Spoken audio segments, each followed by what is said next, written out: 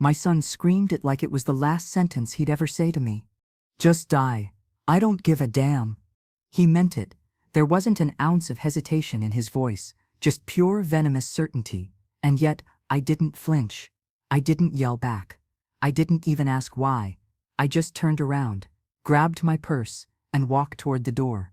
No crying, no questions, no goodbye. He stood in the hallway with that smug face, arms folded like he'd just won a war, as if those words had been the final move in some twisted game he thought he was playing alone.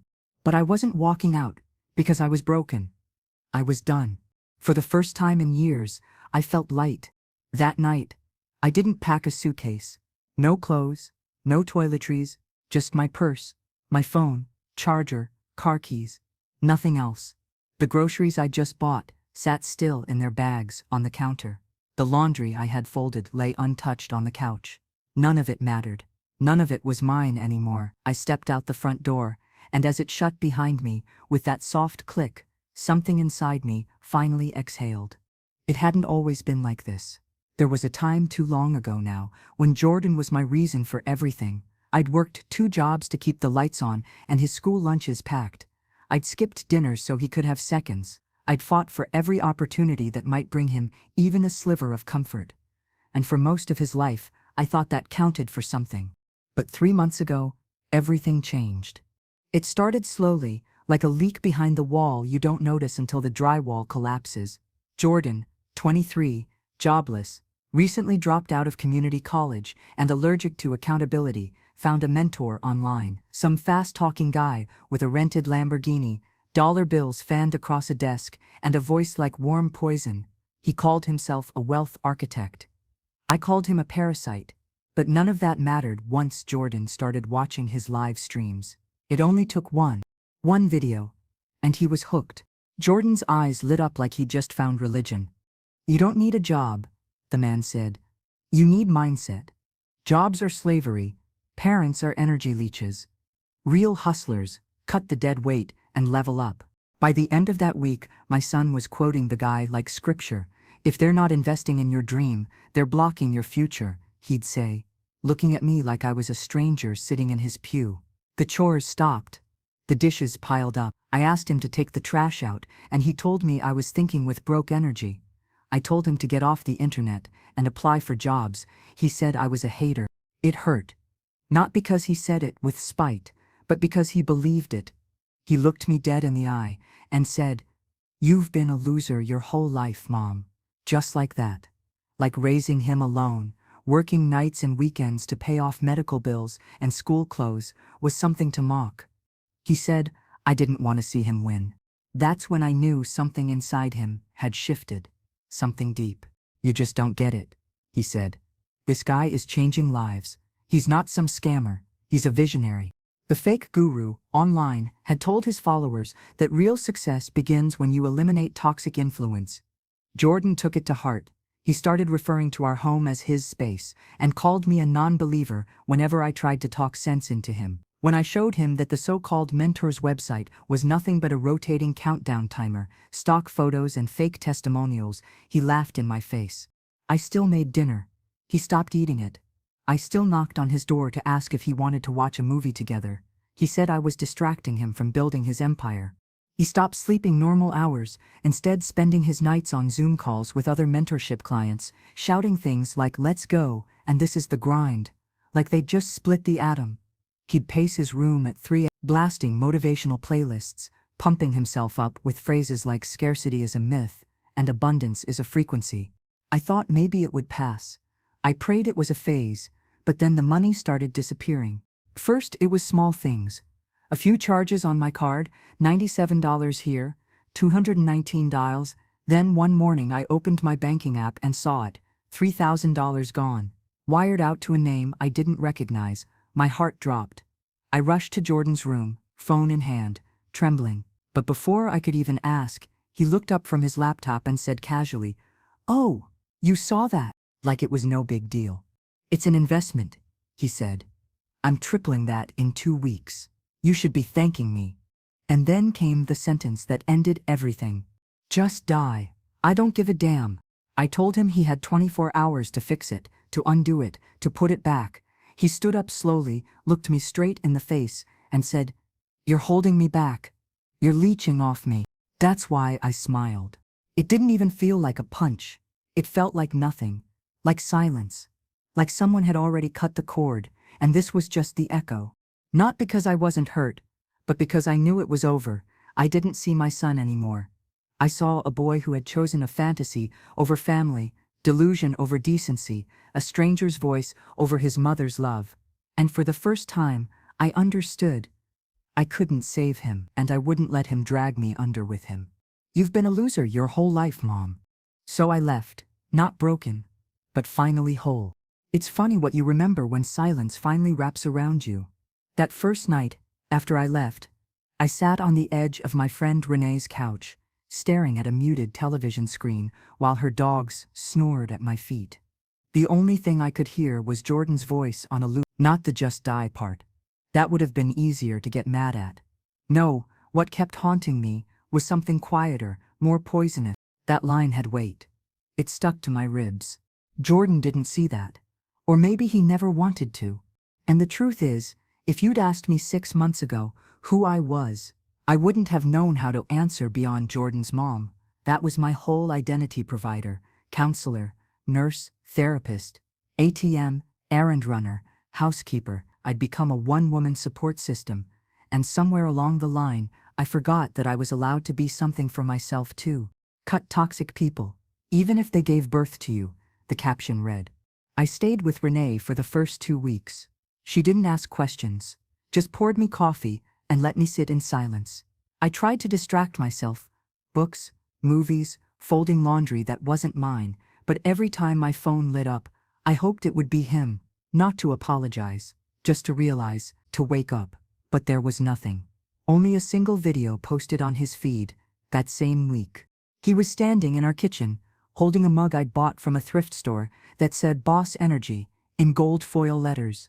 He smiled into the camera like he'd just closed a $1 million deal. It was like being kicked while already flat on your back. The comments were full of fire emojis and bro speak. And still, I watched the whole thing. I couldn't help it. I needed to see what kind of stranger had replaced my son.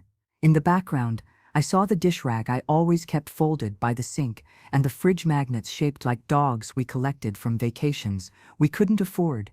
They were still there. My touch hadn't been erased, just ignored. Sheesh, CEO vibes.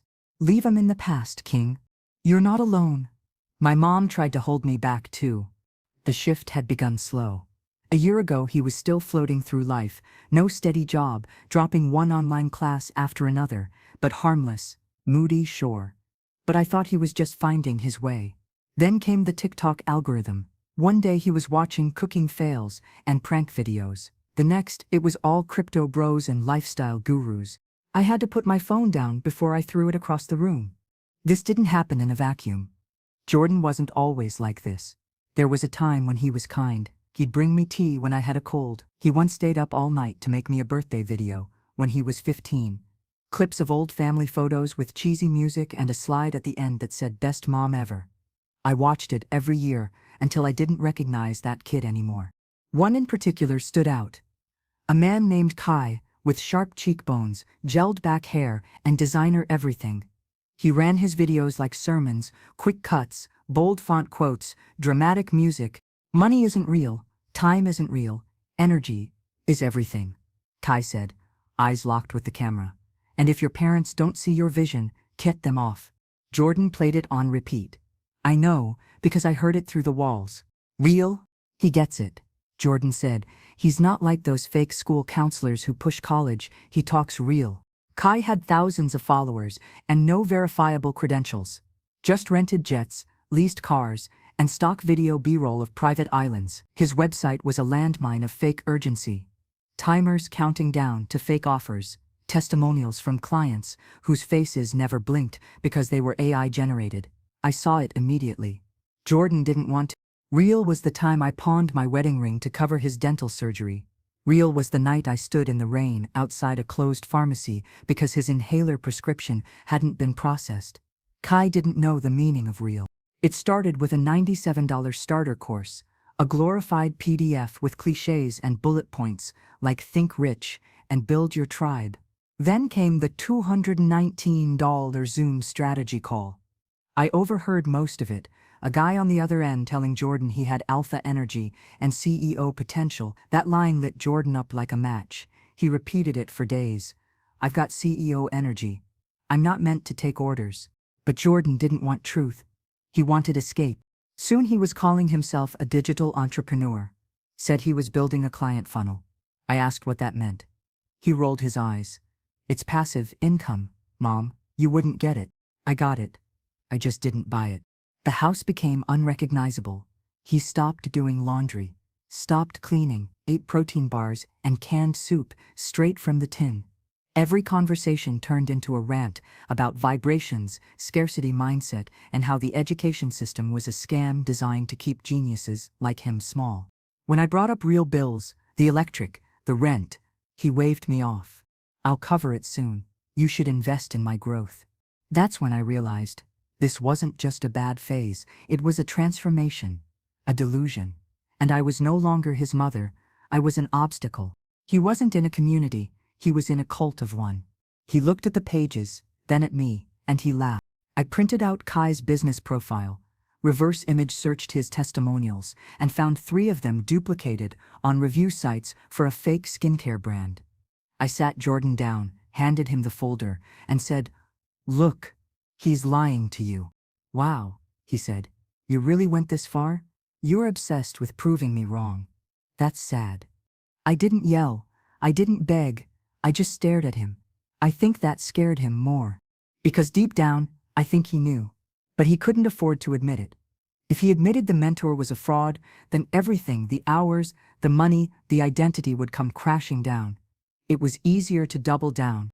So he did. One morning, I was sitting at the kitchen table, paying bills on my old laptop. The bank app was open, numbers staring back at me like blinking warning lights. My checking account balance looked wrong. Way too low.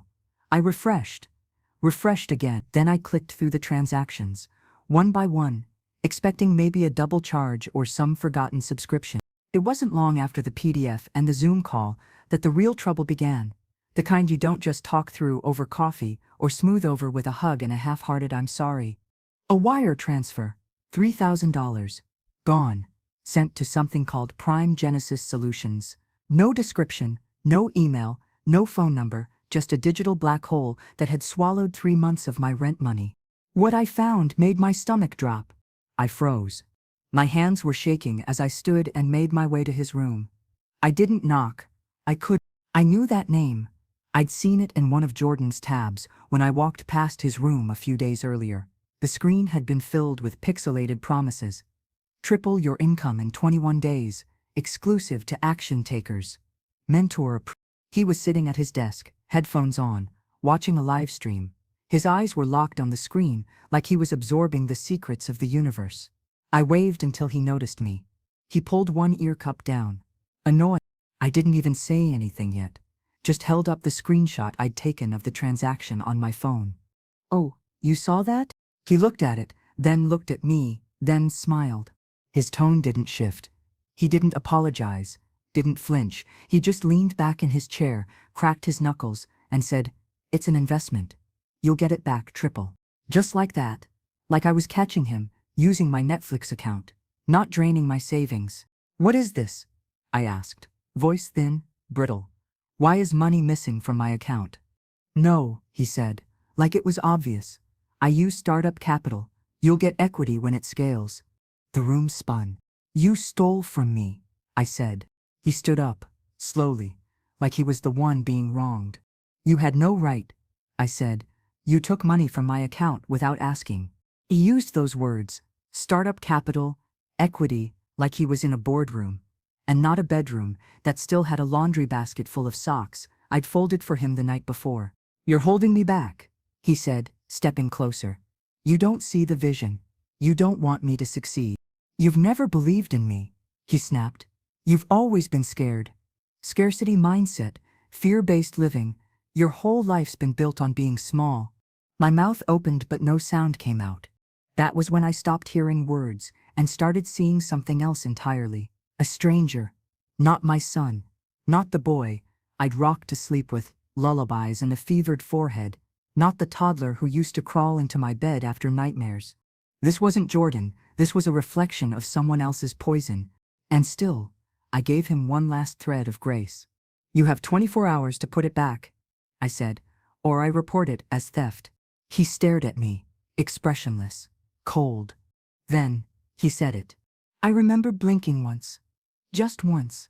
Then turning and walking away. I didn't slam the door. I didn't scream back. I just walked out of his room with the realization that the boy I raised was gone. Loud, final, venomous. Just die. I don't give a damn.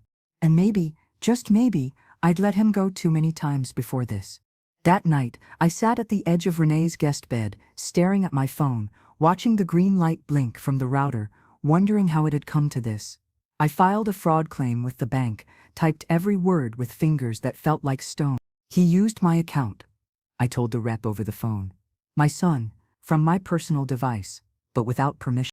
If it was from a recognized device, the claim might not hold. We'll try, but I can't guarantee reversal." The rep sighed. I nodded, even though she couldn't see me. Jordan had used my old laptop, the one we shared years ago when he was still doing online classes. He'd remembered the passwords, knew the logins. He didn't even need to hack me. He just waited until I trusted him enough to not notice. That's what broke me the most. Not the money, but the familiarity he exploited to take it. The next morning, I blocked him. Phone, email, every app. I deleted his emergency contact tag from my phone.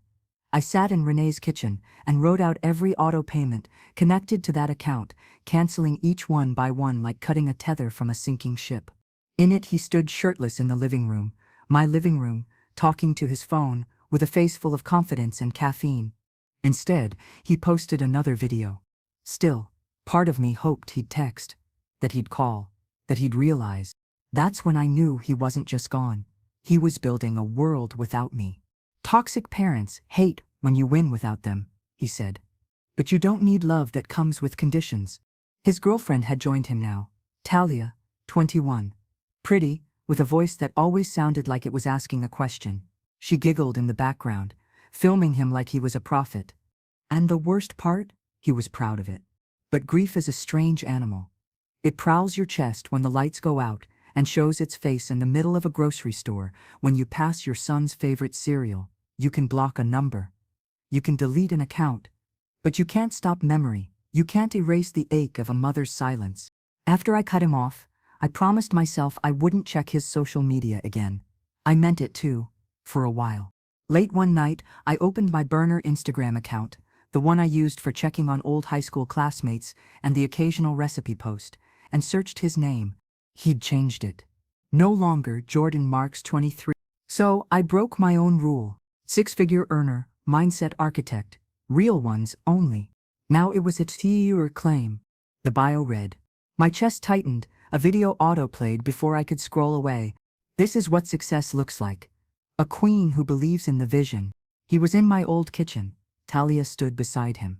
In my apron. My apron. She stirred a pot with the same spoon I used every Sunday for stew. He filmed her, narrating like they were a royal couple. Talia turned and blew him a kiss.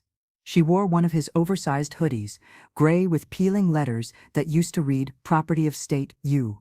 She always looked camera-ready. Glossy lips, fake lashes, that perfect Instagram pout.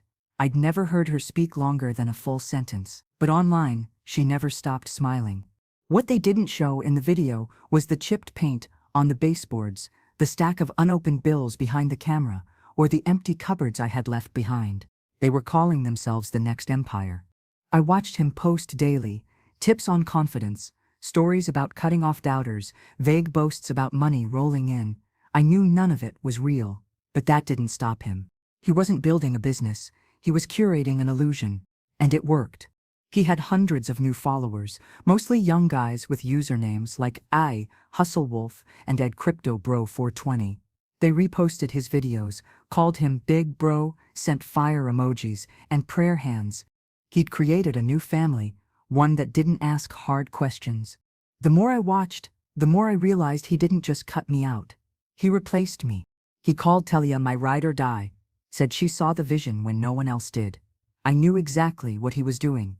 rewriting history, turning me into the villain in his redemption arc. Because I wasn't the audience anymore. It stung, but I let it sting. He talks like it's already happening, she said. He sounds different. Mel didn't believe it, but I could tell by her tone she wasn't entirely sure either. A mutual cousin, Mel, reached out to me privately. A few weeks later, she said Jordan had told everyone he was going international. He claimed he was about to be flown to Dubai for a high-level meeting with investors. Supposedly, he was one of the top 5 performers in his mentorship program. I didn't bother defending him. I just said, he's trying to sell something. Let's hope it's not himself. The truth was, I'd done the digging. I had a spreadsheet of all the fake companies he'd wired money to, all the crypto wallet addresses traced to shell accounts in random countries. I sent it to the bank, hoping it might help with the fraud case. The rep said the documentation was strong, but the transfer was still hard to recover, especially since he'd used 2 loan apps, both tied to my account before I froze it.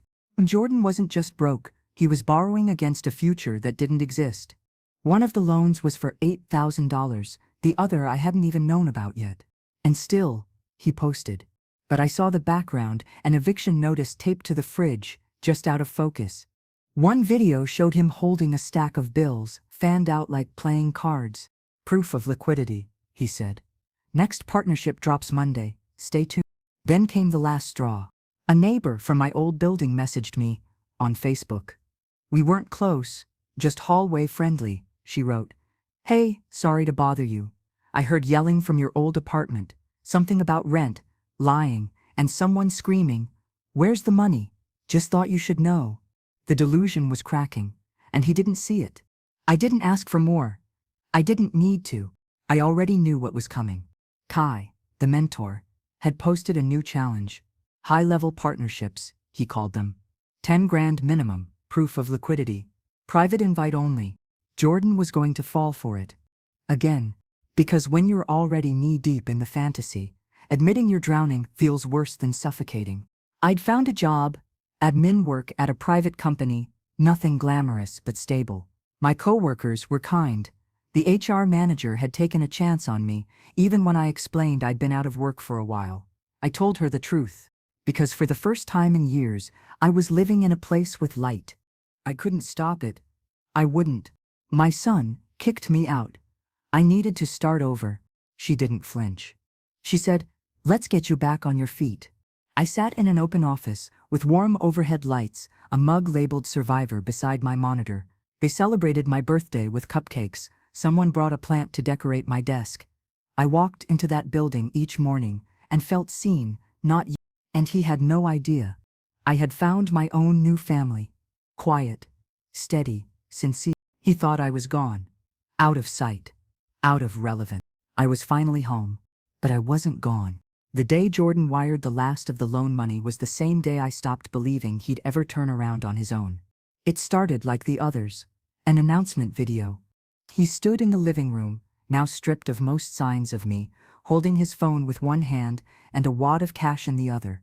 Talia stood behind him, arms crossed, expression neutral. This is it, people, Jordan said. Partnership secured. 10 grand in. Big news dropping soon. Stay hungry. I watched it once. Then again. Then paused at the exact second the camera glitched. That one tiny moment, barely a second, showed everything I needed to know. In the corner of the frame, behind the curtain taped to the wall, were 3 red-stamped envelopes. One said, "Final notice." The other was a gas bill. The third, I couldn't read. He hadn't even noticed. Or he didn't care anymore. That morning, I called the bank again. I asked if there was any update on the fraud case. "There's movement," the agent said. "We've flagged 3 connected accounts, but another transfer went through yesterday." I gripped the phone tighter. "Another?" "Yes. $9.50. Crypto wallet. New name. Next Phase Capital." My heart dropped. He'd found a new rabbit hole. "Kai?" Same voice, different mask. The agent muttered. I closed my eyes and let the silence fall between us. It was louder than anything Jordan had ever screamed at me. The same night, I heard from Mel again. She sent me a message with a screenshot of Jordan's newest Instagram story. He was pacing in the kitchen, my old kitchen, in a white bathrobe, hair messy, eyes wild. He kept muttering to the camera, repeating a line like it was a holy verse. "This is the deposit that changes your bloodline. This is the deposit that changes your bloodline." I wanted to throw up. He really believed it. All of it. The money, the hype, the delusion. "Only if you actually get something this time," she said, reaching for her phone, without looking up. He told Talia the mentor was going to announce his promotion at 9 a.m. sharp the next day. He asked her to record his reaction for content. She agreed, but her tone was different now. He didn't catch the sarcasm. She did. At exactly 9 a.m., he sat at the kitchen counter, phone in hand, refreshing his inbox every 15 seconds. Nothing, no confirmation, no reply, no access. He opened the Discord server where he and the other mentees used to hype each other up. Gone. Deleted. By 10 in, he was pacing. By 10:30, he was calling the contact number, straight to voicemail. He tried again. Same result. The Instagram page for the mentorship. Wiped clean. The mentor, who had once flooded his phone with daily voice memos and generic encouragement, had vanished. No trace. Like a ghost. Telegram? Empty. When Talia asked if he got a receipt, he muttered, "It was a private wallet. Crypto doesn't need receipts." "No, but it's legit. They're just in Dubai. Time zones, you know." She blinked. "So, no proof?" Then came her question. She stared at him, silent. And in that silence, I think Jordan heard something worse than judgment. He heard doubt. "You got scammed, didn't you?" He didn't answer, because answering meant admitting it. Later that afternoon, she packed quietly. No yelling, no tears, just methodical movements, a duffel bag on the bed, chargers rolled up, skincare zipped into a pouch. Her jacket, her laptop. When he asked if she was leaving, she said, "I'm not going to be the girl who stays with the guy who lost 10 grand to a company named Next Phase." And admitting it meant watching the entire world he'd built collapse in a single breath. He called her shallow. She called him delusional. She didn't even pause. He asked her to stay. She left without slamming the door. Didn't even say goodbye. Just one final sentence over her shoulder. "I'm done playing house with a man who can't pay for his own Uber." And just like that, she was gone. Jordan didn't chase her. He couldn't. The mask was gone. He stood in the middle of the room, holding his phone like a weapon that had misfired. His hands trembled, his jaw locked. For the first time in his life, he didn't have a script. For days, he didn't post. The empire was a corpse. That night, I imagined him in the apartment alone. The same space that once held my laughter, my Sunday stew, my folded towels, now it held nothing but unpaid bills, a half-open pantry, and the thick, suffocating silence of consequence. His followers started to notice. The comments shifted. "Did the drop happen? Where'd you go, King? You still hustling?" He didn't respond, because there was nothing left to say. On the 5th day, he searched my name. I saw the alert pop up in my LinkedIn activity feed, an anonymous view from a profile with no photo, but I knew it was him. When you've burned every bridge, you look back and wonder if the ashes could still be warm. Curiosity always comes after the crash. I imagine him staring at my profile, the new photo, my job title, the post with a cake in front of me that read, "You're back. We missed you." The photo of me with coworkers laughing around a break room table. Not because I looked happy. I imagine that hit him harder than any insult ever could. But because I looked happy without him. He typed something once, twice, 3 times, deleted every draft. Nothing sounded right. Because the woman he told to die was smiling, thriving, living, and he was alone with a box of unopened mail and a refrigerator full of silence. "I need help." Too late. "I miss you." Too sorry. Too small. And when he finally tossed the phone onto the floor and pulled his hoodie over his face, he realized something new. Not that he lost everything, but that he did it on purpose. Not even me. And maybe, just maybe, no one was coming to save him anymore. That he chose this. It had been a week since Talia left, and I hadn't heard a word from Jordan. No calls, no messages, just digital silence. But I knew he was still out there, still unraveling. On the 7th day, I opened my email and found another fraud alert, not from my bank this time, but from one of the loan apps I'd flagged months ago.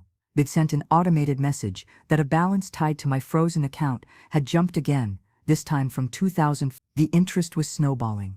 Even though I'd cut the account off, the digital debris he left behind still followed me like smoke after a fire. That night, I allowed myself to wonder. Was he eating? Was he sleeping? Was he even still in the apartment? I forwarded the alert to my bank's fraud division and closed the tab, but I didn't close the grief that lingered. Always. I didn't know, but I had a feeling I'd find out soon.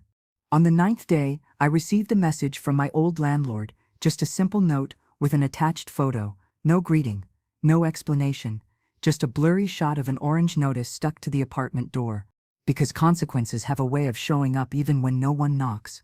3 words printed in bold, final eviction warning. Below it, a scrawl in Sharpie, 3 days to vacate. I stared at the image for a long time, heart thudding. Not because I didn't expect it. I did, but because I recognized the doormat, the cracked tile beside it, the key scratch on the doorframe I tried to hide with black marker. I didn't respond to the landlord. I didn't ask for details. I didn't offer to help. My old home, my old life, now closing in on itself, like a collapsing lung. I just stood up, walked to the window and let the sunlight hit my face. This was what letting go really meant. Not just walking away, but staying gone. That night, Jordan didn't sleep in the apartment. He slept in his car. A silver hatchback with a broken AC and a back seat full of crumpled fast food wrappers and old hoodies. He parked 3 blocks from the building, ashamed to be seen. The same man who once posted about luxury mindset, now curled up in the driver's seat, using a hoodie as a pillow and a floor mat as a blanket. He didn't cry. He just stared at the ceiling, heart pounding, trying to remember the last time he felt safe, the last time someone said his name, like it meant something. He didn't have the energy. The next morning, he drove to a 24-hour gym he hadn't visited in months. He used an old guest pass he kept in his glove compartment. The front desk kid didn't even look up. No, he didn't recognize the man in that reflection. In the locker room, he found an abandoned bottle of 2-in-1 shampoo and used it to scrub his scalp under a spray of lukewarm water. He avoided the mirror. Couldn't bear to look at himself. Not because of shame, that would come later. Eyes sunken, skin pale, lips cracked, beard unkempt. He looked like a man 20 years older than he was. He looked like someone who had finally hit bottom. After the shower, he tried to pull himself together, brushed his teeth, using the sample toothpaste from a travel kit, changed into his last clean pair of joggers and a stretched-out hoodie. Then he drove to a pawn shop on the edge of town, carrying his old camera gear, the setup he used to film his motivational videos. The shop was dusty, dimly lit. The man behind the counter took one look at the equipment and said, $40. Jordan stared at him. That's a $600 camera. The man shrugged. Old model, no demand. He took the money. With it, he bought gas, instant noodles, and a hot dog from a gas station roller grill that tasted like rubber and regret. He ate in the parking lot, watching the rain hit the windshield. It was the first real food he'd had in 2 days. When the sun went down, he didn't post. Couldn't. Because every time he opened his phone, his hands shook. Not from fear, from withdrawal, from the weight of pretending. By day 11, the hunger was back. Not just in his stomach, but in his chest, in the place where pride used to sit. The weight was heavier than the failure itself. He searched under the sink in the abandoned apartment and found it. $200, taped behind the pantry drawer. I used to keep it there, just in case, for gas money, groceries, emergencies. Jordan had once laughed at me for it. My old emergency stash. Now he pulled it out like buried treasure, spent it like oxygen. Cash is obsolete, he'd said. Groceries, gas, and one more subscription. A last desperate buy-in to a new recovery program he found on a YouTube ad. Crypto flipping, high-frequency trades, financial resurrection, it promised. He knew it was fake. Yes, even now. But part of him still believed in luck, still hoped for a loophole, a shortcut, a miracle. I used her. That night, he sat in the dark and whispered it out loud for the first time. No apology, no tears, just a truth. He used me for money, for stability, for food, for shelter, for softness, for a backup plan. Every time he failed, I caught him. Every time he got angry, I absorbed it. Every time he went too far, I let him come back. Until I didn't. I hadn't just walked away. And now, with the lights off, the fridge empty, and his body hollow from sleepless nights, he knew. It broke him more than the scam ever could. I'd survived him. And that truth? By the end of that second week, Jordan was no longer pretending. Not online, not to himself, not even in the mirror. The audience was gone. The mask had slipped. There were no more live streams, no new stories, no motivational quotes pasted over stock photos of yachts, just silence. His last video had been posted 11 days ago, and it sat there, lonely, like a tombstone. The bots stopped replying. The comments below had dried up. He was cold. And Jordan? Even his followers, the ones who once called him king, bro, CEO, had moved on. They were off chasing some other self-styled guru with better lighting and a newer watch. The fridge stopped humming. The heater stopped running. The apartment smelled of rotting onions and wilted produce. The pantry was bare. He'd used up the last of my emergency stash on gas and ramen and one more Hail Mary subscription he didn't even open. He sat in that darkness and did nothing. Not metaphorically, literally. The power had been cut 2 days ago. No notice, just a hard clunk from the outside breaker, and then everything went black. Not because he was lazy, but because there was nothing left to do. Every card maxed. His bank app was in the negative. No job, no girlfriend, no mentor. That night, for the first time in weeks, he opened his phone and searched my name again. This time, he didn't use an anonymous account. No plan. There I was. He clicked through. Profile picture updated. Same smile. A photo from the office party, me, holding a cupcake with your back, written on it in pink frosting. A coworker beside me, laughing mid-blink. My hand was on her shoulder, like we'd known each other forever. Another photo, me in a beige blazer and dark green blouse, standing by a window, holding a coffee mug that said Survivor in gold script. Another, me at my desk, head tilted as I listened to someone talk, calm, present, peaceful. He stared at those images like they were postcards from another planet. One he used to live on but could never visit again. It was my face. And what shook him most wasn't the setting. I looked free.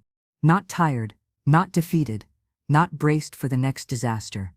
I looked like a woman who had nothing left to prove, who had stopped waiting for an apology that would never come. Then he whispered, barely audible in the dark. She moved on.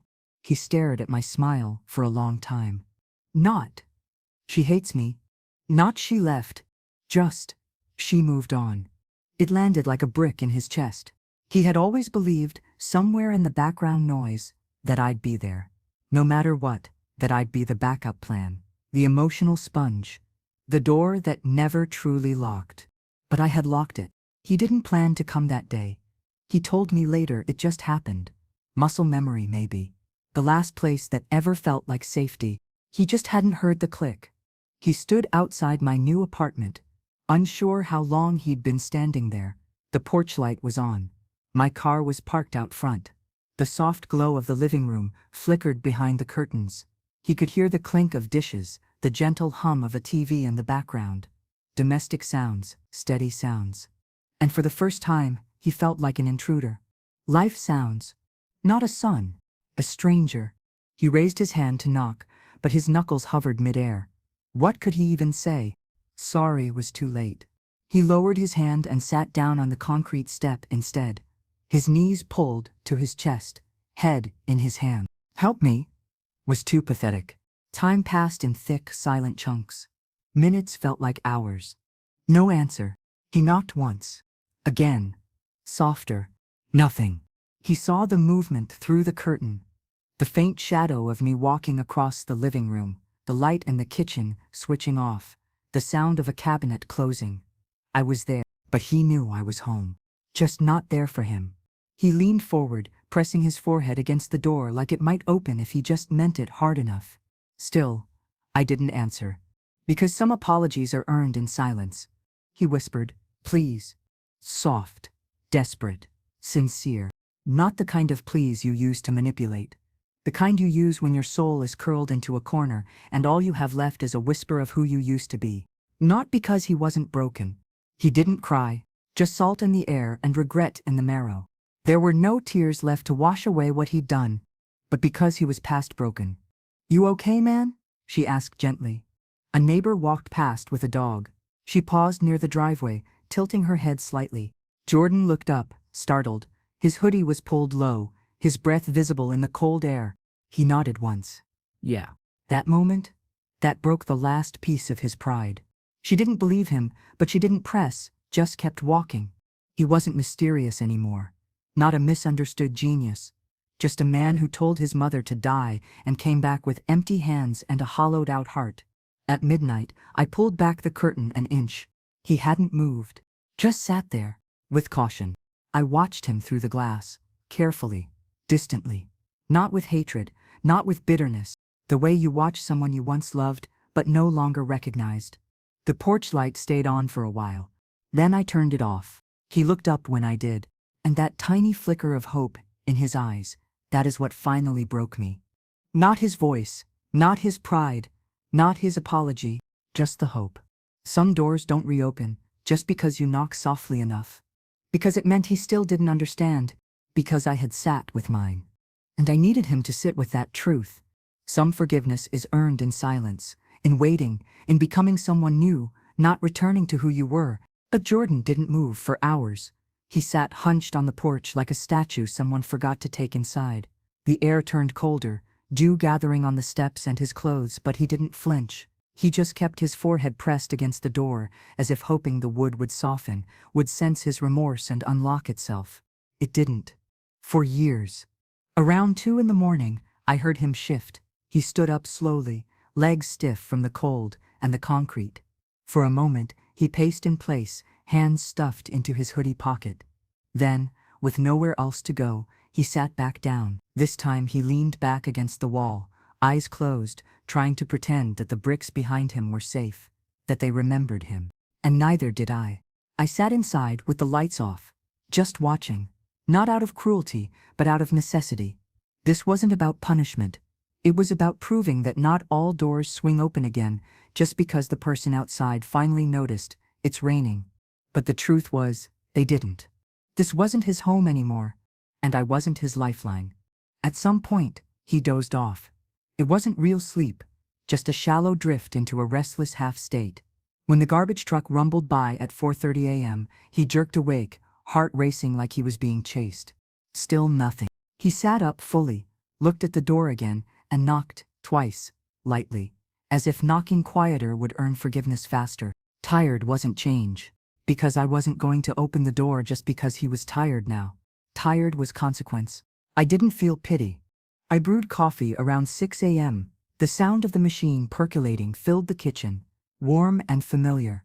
I stood by the window while it brewed, watching the sky shift from black to navy, to bruised gray. I glanced outside once, saw his shape still curled on the step, arms wrapped around his knees. I didn't feel rage. For years, I'd responded to every one of his storms, every bad decision, every dramatic exit. I'd always been the landing pad. But this time, I needed him to feel the fall, completely, without a net. I just felt still. By 7:15 a.m., the street began to wake up. Neighbors pulled out of their driveways, joggers passed by with earbuds in. A kid on a scooter clattered down the sidewalk, glancing at Jordan, before quickly looking away. He felt it, that awful, searing sensation of being seen. Not admired, not feared, just seen in his lowest form. He pulled his hood tighter over his face. At 8 a.m., I walked quietly to the front room. I peeked again, but there was nowhere left to hide. He hadn't moved. His back was pressed to the wall, knees up, fingers twitching occasionally. He looked like someone clinging to the last inch of a cliff with fingernails filed down to blood. For a moment, I wanted to open the door, but I didn't, because forgiveness without transformation is just permission. And I wasn't granting permission for history to repeat itself. Around 9 a.m., he knocked again. Not like before. 3 steady knocks. Please. Soft, but full. And then he spoke. One word. It didn't sound like manipulation. It didn't sound like a demand. It sounded like surrender. And for the first time, I believed that silence was more honest than any speech he could have prepared. I stayed behind the door, listening to the silence after that word, like it was a confession. He said nothing else. At 9:30 I opened the blinds, like maybe hope had bones after all. He didn't move, but I saw him straighten just a little. That tiny mechanical click felt louder than any shout. I didn't open it, just unlocked it. At 9:45 I unlocked the door. He stood slowly, hesitated, then knocked once more, like asking permission to breathe. He heard it. His breath hitched. He didn't speak. He looked gone, not gone like missing, gone like hollowed out. His cheeks were sunken, his eyes rimmed red, lips chapped from cold air, and too many unsaid things. I pulled the door open just enough to see his face. Neither did I. And that was my answer. I stepped aside. He stepped in like a ghost, like he wasn't sure if he was dreaming. His shoulders hunched inward, as though he was trying to make himself small enough to pass through without disturbing the air. I closed the door behind him. Not slammed, just a quiet, solid close. He stood in the entryway, not touching anything, looking at the floor, at the wall, at the rug, anywhere but me. I walked into the kitchen, poured a second cup of coffee, and set it on the counter. He followed slowly, sat on the edge of the couch like he was afraid it might reject him. Then I sat. I messed up. I nodded once, and then, finally, he spoke. Another nod. I lost everything. He paused, then asked the one question I had been waiting for. Then I said, "Because you finally knocked like a man. Why'd you open the door?" I looked at him, really looked at him. He didn't cry right away. That sentence hit him harder than any lecture I ever gave. He just stared at the mug on the counter like it might tell him how to fix everything. And when the tears finally came, they weren't loud, they weren't angry, they were quiet, tired. I didn't tell him it would be okay. Real. I didn't hug him. He nodded. I just handed him a list of job applications and said, "You've got 30 days, spare room, 1 meal a day, no handouts, no lie." Didn't argue, didn't protest. He just whispered, "Thank you." And for the first time in a long, long time, I believed him. The first few days were the hardest. Not for him at least, not outwardly, for me. Because letting someone back into your home after they've scorched it with words, that's not grace, that's a risk. It's standing at the edge of an old wound and daring it to stay closed. Jordan didn't say much the first day. He stayed in the spare room, unpacked the few things he had left, a small backpack half filled with a hoodie, socks, and some paperwork. He didn't ask for anything. He didn't roam the kitchen. He just sat on the edge of the twin bed, staring at the blank wall like he was waiting for judgment to knock next. And I didn't give him a warm welcome, because this wasn't a reunion. It was recovery. I left him a simple breakfast on the table the next morning. A boiled egg, 2 slices of toast, and a banana. Nothing fancy. No hand-holding, no fuss. He ate quietly while I got ready for work. No small talk. Just the scraping of utensils against ceramic. It reminded me of when he was 10 and had gotten caught lying about stealing candy from the gas station. Same posture, same lowered gaze, same silence. But this was different. My coworker Nina asked if I was okay. That day, I walked into my job like a woman who had slept with one eye open. Not from fear, but from emotional exhaustion. I told her the truth. I carried those words home with me, like a shield. She placed a hand on my shoulder and said, "Sometimes the return isn't the end, it's the test." My son's back. Not permanently. Just here. For just this. That night, I asked Jordan what his plan was. He didn't pretend to have one. No elaborate pitch, no crypto buzzwords, no motivational slogans. I nodded. I applied at a warehouse. Night shift. They said they'll call. Then I said, "You know it's gonna take more than a job to fix this." "I know." We left it there. He nodded back. Because some conversations don't need closure. They need space. That was new. On day 4, I saw him cleaning the bathroom. Not because I asked, but because it was dirty, and he finally noticed. He didn't announce it, didn't seek praise. Just scrubbed the sink, wiped the mirror, and mopped the floor. I saw the supplies neatly put away when I came home. It said more than an apology ever could. That night, I passed by his door and saw him sitting at the desk with a pen and paper. Writing. Not typing. Writing. I paused, then asked, "What are you working on?" He shrugged, trying to remember what real plans look like. I didn't say anything, just nodded and walked away. Not hope. Not yet. But something near it. In my room, I cried for the first time in weeks, not from sadness, from relief. He was talking to someone from a credit repair service, asking about his loan balances, asking how long the process would take. He took notes, real ones. One morning, I overheard him on the phone. I stood just out of sight, holding my breath, waiting for the usual, the sigh, the defensiveness, the self-pity. Just a quiet, firm, "Okay. Thank you for your time." None of it came.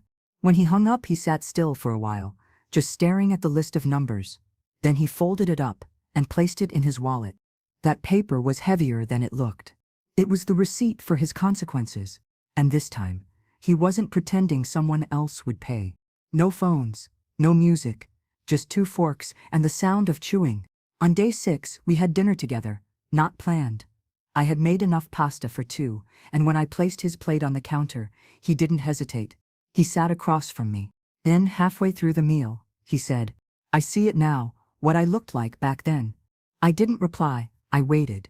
He continued, "I thought I was powerful, but I was just loud and lost, because it was real."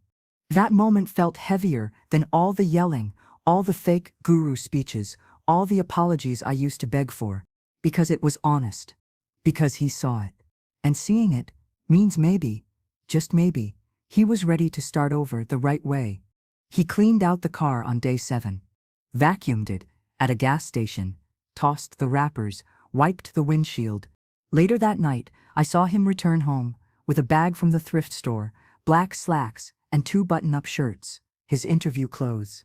He didn't say a word about them, just hung them in the closet and went to bed. Just a crack. And that night, for the first time since he moved back in, I left my bedroom door open. Not as an invitation, but as acknowledgement. We were no longer enemies. On day 10, the warehouse called. But not strangers either. Not yet family again. He got the job. Night shift, minimum wage, cold conditions, hard, manual work.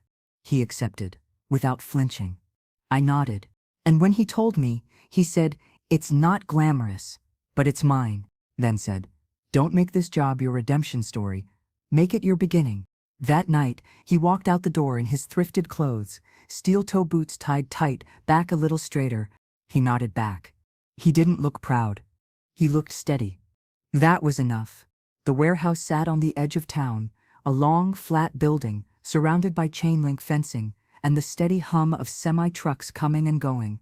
It didn't look like a redemption arc. It looked like hard work, cold work, night work. But Jordan showed up every night. I didn't drive him. He took the bus 3 stops and a 12-minute walk. He didn't ask for rides or money.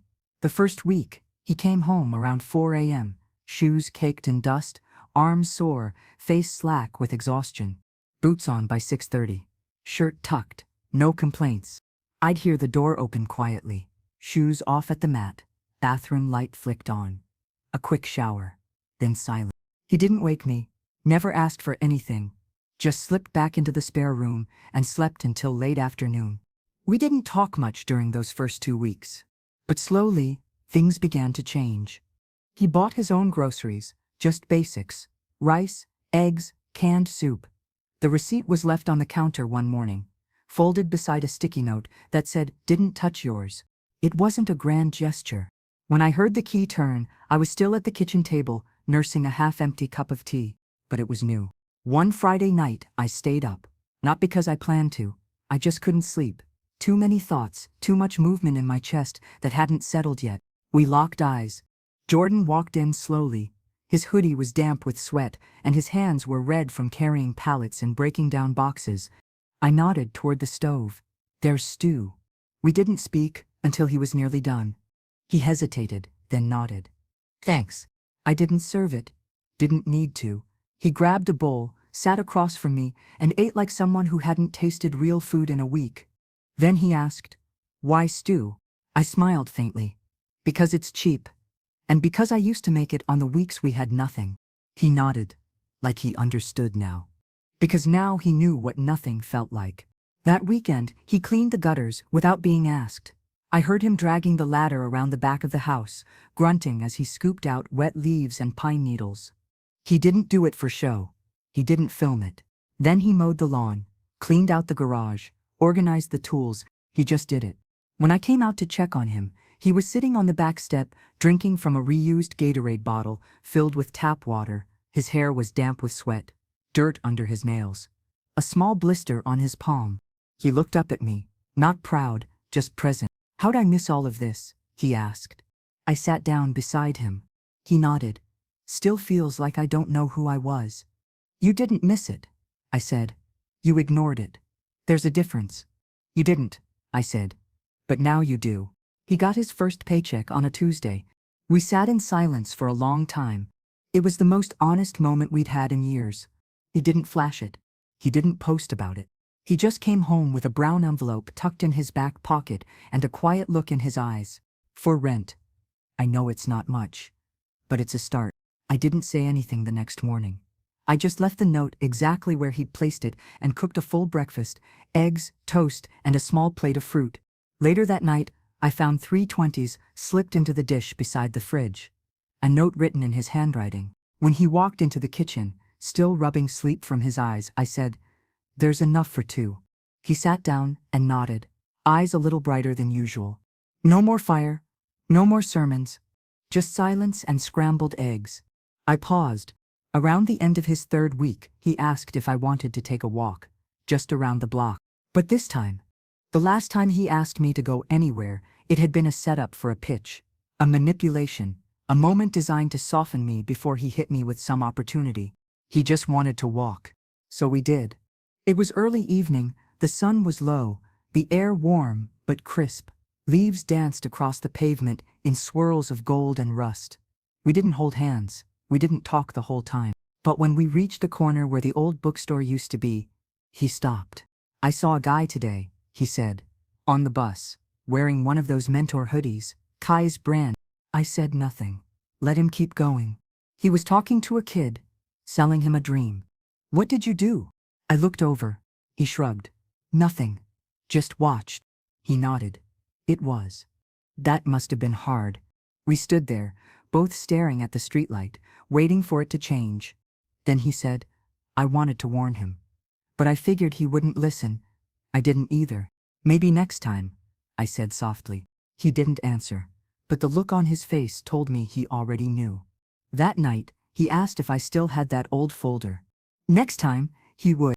The one with Kai's fake testimonials, the screenshots, the evidence. "I want to do something with it," he said. "Not for revenge, just to warn people." I gave it to him. He sat at the kitchen table, flipping through the pages like they were sacred. Not because of what they said, but because of what they'd cost. He didn't take pictures, didn't post it online, just read quietly. And in that quiet, I saw the smallest spark of something I thought I'd buried. But maybe pride. The real kind. Not trust. Not yet. The kind you don't shout about. The kind you carry. By the time Jordan reached his 4th week at the warehouse, something had settled in him. The weight of his own choices. The full, unfiltered knowledge that every debt collector who called, every payment reminder that buzzed his phone, every overdraft notice was his doing. Not Kai's. Not Talia's. Not mine. It wasn't comfort. It was weight. But instead of running from that weight, he began to carry it. He didn't complain when he came home sore, didn't curse the system, or claim the job was beneath him. He folded his uniform, placed his boots neatly by the door, and kept to a routine that became quiet ritual. One morning, I found him kneeling by the front door, carefully gluing the sole of his work boot back together. He didn't ask for new ones, didn't hint, just tried to make them last. The next morning, I found the old ones in the trash, and a yellow sticky note on the fridge. He didn't know I'd already ordered a replacement pair. They arrived 2 days later. I left them by his bedroom door with no note, no explanation. It read, simply, "Thank you." That's how we talked. Now, short sentences, simple gestures, mutual respect, spoken in the language of effort. One Sunday afternoon, I came home from the grocery store to find Jordan in the backyard. "What are you doing?" I asked. He was pulling weeds from the garden bed I hadn't touched since I moved in. His back was hunched, hands caked in dirt, sweat darkening the back of his shirt. When I approached, he looked up, but didn't speak, just nodded like we were co-workers on a job site. He shrugged. "Just thought the yard could use some work." I stared at him for a beat, then said, "You're not trying to earn your way back in?" He paused, the trowel still in his hand. I didn't answer. "No," he said quietly. "I know I can't. I'm just trying not to keep breaking everything I touch." That sentence landed in my chest, like a stone, wrapped in fire. He started paying down his debts, slowly. One call at a time. Just stepped back inside and let him keep working. "Sometimes healing looks like dirt under your nails." "It's bad," he said when he noticed me. I'd hear his voice through the wall, calm but tired, giving account numbers, asking about minimums, writing down balances, saying thank you to people who didn't care. One night, I caught him staring at his credit report at the table, head in his hands. I poured him tea, sat down. He stared into the steam, like it might answer him. "It didn't get that way overnight. It won't heal overnight either. I didn't think it'd ever matter," he murmured. "I thought I was above all of this, like I could cheat the system." That made him blink. "You didn't cheat the system," I said. "You skipped yourself. Because when you spend your life chasing shortcuts, you don't just lose time." I didn't elaborate. He understood. You lose your shape. Not for a show. Not to tick a box. Week 5 came, and he asked about therapy. He'd read a brochure I brought home from work. Our company offered free counseling sessions to immediate family members. I hadn't brought it home for him. I'd left it in the side pocket of my tote bag by accident. But he found it, and he asked. I looked him dead in the eye. "Do you think they'd take me?" "I think they'd listen. That's all you need right now." When he came home, he didn't share the details. He called the next day, set the appointment himself, walked to the clinic on the following Wednesday. But he looked different. Lighter, not because the weight was gone, but because he'd finally stopped pretending he could carry it alone. He didn't mean to. One night, he found an old video on his phone.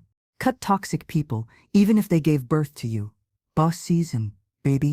He'd been clearing out old files to free up space, deleting unused apps, folders labeled content ideas, funnels, Kai clips.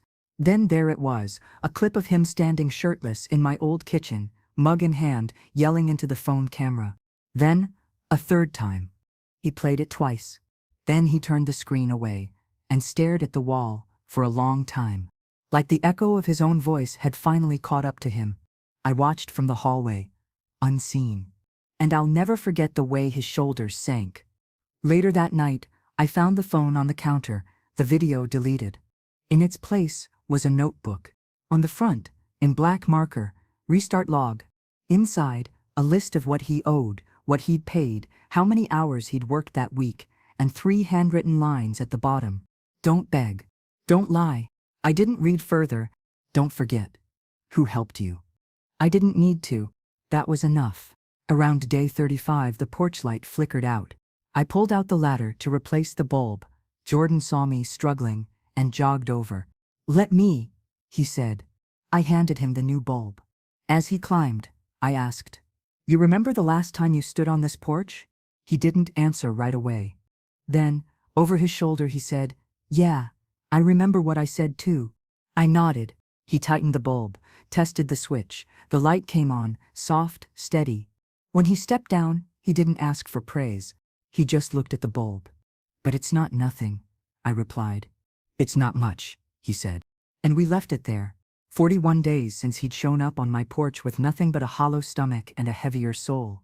41 days since I told him he had 30 to earn his place, and 11 more since I let that deadline pass without a word. It was the 41st day.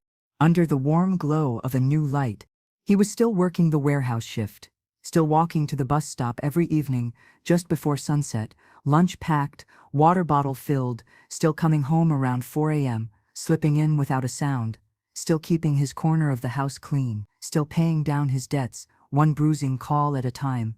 He hadn't noticed, or maybe he had and knew not to bring it up. But there was something different now. The silence wasn't heavy anymore.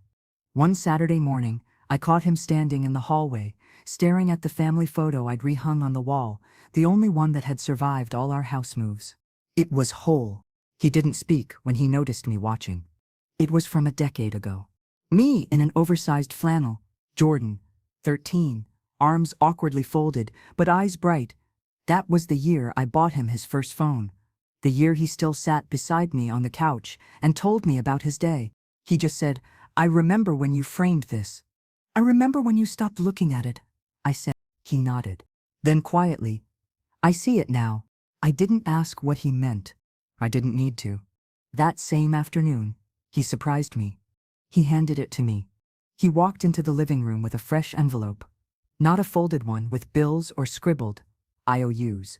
A new one, stiff, sealed, with his name in the corner. "What's this?" "First month's rent," he said. "If you're willing."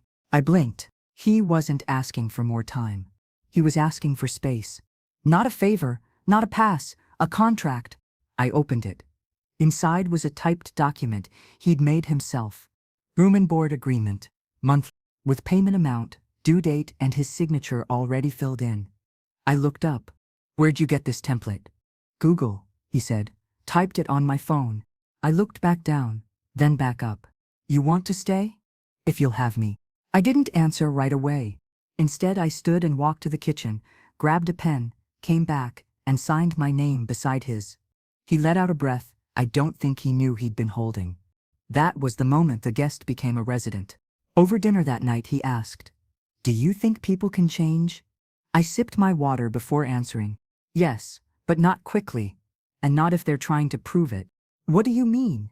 "If you're changing for applause," I said, "you're just acting.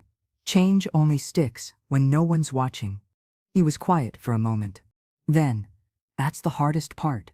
"I know," I said, "but it's also the realest." He nodded and kept eating.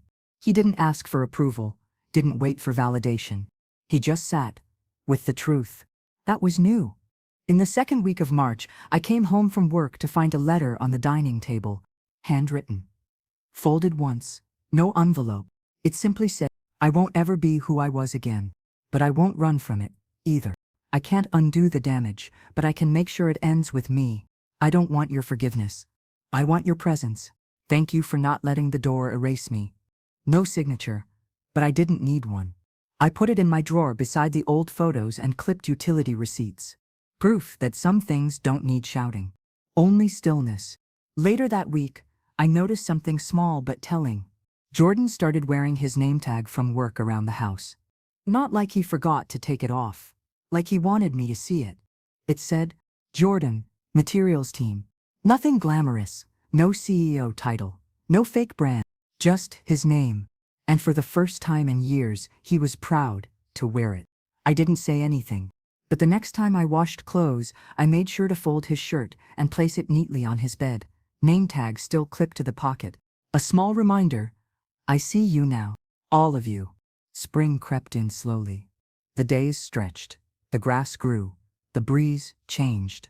And one evening, while we were sitting on the porch in two old lawn chairs, sipping cheap iced tea, he said, "I think I'm ready." "For what?" "To visit Dad's grave." I froze. We hadn't spoken about his father in years. Not since the funeral, not since the argument after, when he said I was holding too tightly to a man who left us with nothing but hospital bills and silence. Now, years later, he was the one asking. I looked at him. "Are you sure?" "I need to," he said. "For him. For you. For me." I nodded. And that Sunday, we went. He wore clean jeans and a button-down shirt. I brought the same flowers I always did. Yellow lilies. We stood beside the headstone in silence for a long time. Then he knelt down, touched the grass, and whispered something I didn't hear. I didn't ask. It wasn't for me. When he stood again, I saw something in his face I hadn't seen in years. Peace. Not the absence of pain, but the presence of truth. On the ride home, he didn't say much, but before we reached the house, he turned to me. "Thank you for never turning off the porch light." I smiled. "I did once. Remember?" He laughed softly.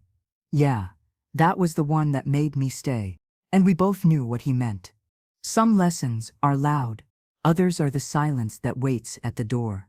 I didn't know when the shift happened, only that it did. One morning, I woke up and found Jordan already gone. No sound, no coffee cup left in the sink, no thud of boots by the door. Just silence and a folded slip of paper under the fruit bowl. Got called in early. Inventory run. Be back around 6. Dinner on me. Tonight. Don't cook. Jen. 3 lines. But they meant more than 1,000 apologies ever could.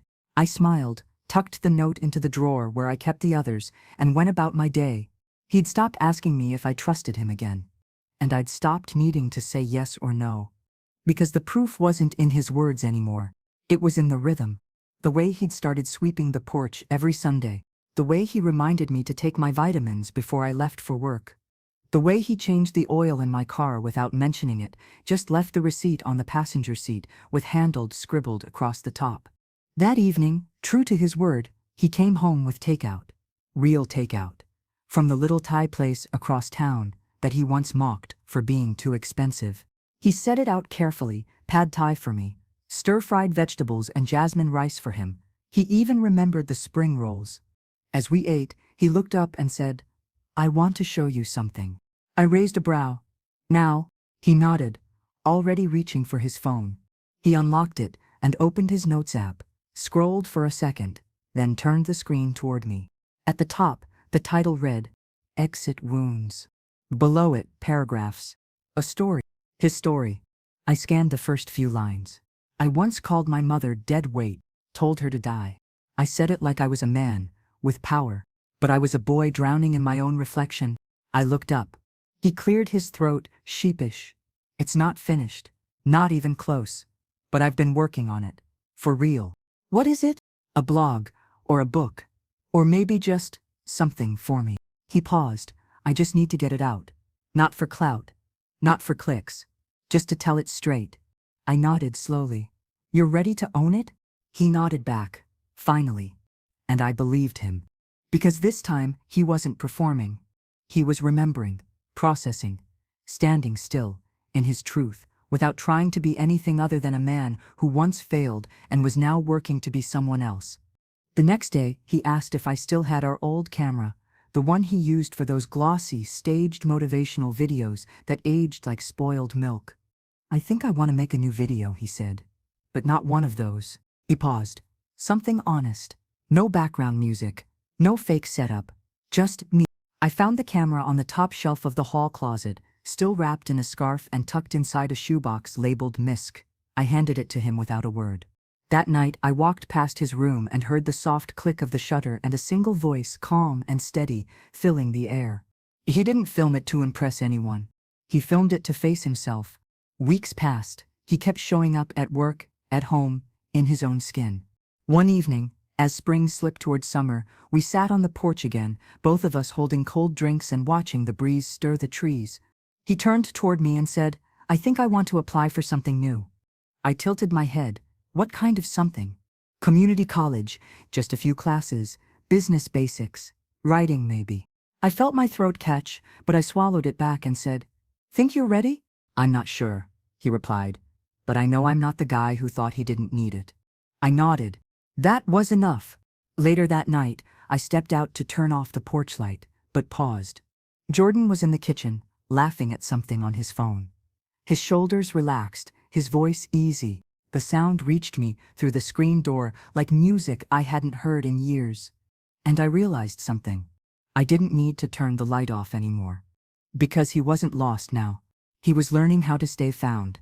Not in someone else's voice, or a lie dressed as ambition, but in the soft, steady beat of earned peace. The next morning, I left for work before he woke, but I scribbled a note and left it beside the coffee pot. "If you're going to class this fall, I'll drive you to the bookstore. You're not doing this alone, Mom." When I came home, the note was still there, but underneath it was a reply written on the back of a receipt. "Deal. But lunch is on me this time." As I write this now, he's in the other room. On his laptop, headphones in, scribbling ideas in the notebook labeled Restart Log. His feet are kicked up, the new boots unlaced but worn down just enough to look lived in. And I know the story isn't over. Not for him, not for me, not for... There will be setbacks, doubts, Days when the past tries to pull him back like an anchor. But I'll be here. Not to save him. Just to stand beside the door he now knows how to open and close himself. That's what healing is. Not erasing the damage, but choosing every single day not to keep making it worse. And in that choice, over and over again, you begin to rebuild. Brick by brick. Word by word. Step by step. And sometimes, if you're lucky, they finally look you in the eye, not for forgiveness, but for truth. And they say, without shame or expectation, I'm still here,